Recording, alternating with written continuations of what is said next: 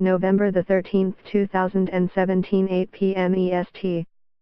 Last updated November 14, 2017, 9:27 a.m. EST.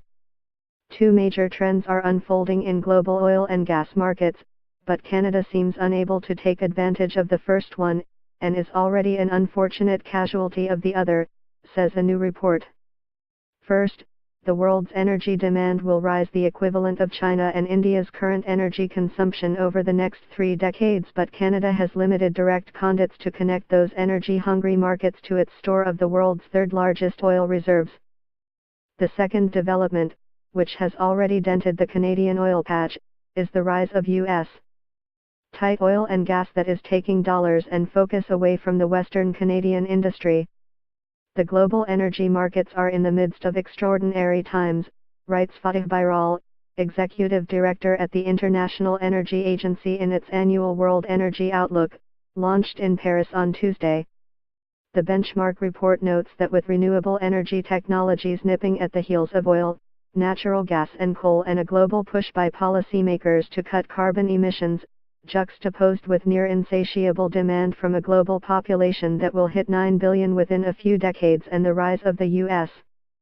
as the world's largest oil and gas producer, the energy sector is experiencing disruptive times.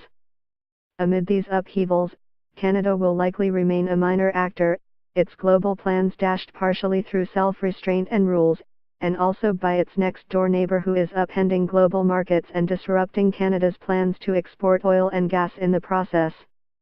To be short, the IEA expects Canadian oil production to rise to 6.2 million barrels per day by 2040 from 4.5 million BPD in 2016, 100,000 BPD more than the IEA's last report. But that's where the good news ends for the Canadian oil patch. The Paris-based watchdog casts doubt over the state of the sector, especially as a number of high-profile players such as Royal Dutch Shell plc and Total SA have reduced their exposure to Alberta. While other major companies continue to maintain a presence in oil sands operations, it remains an open question whether the exit of these companies will impact prospects for oil sands development over the longer term, the IEA said.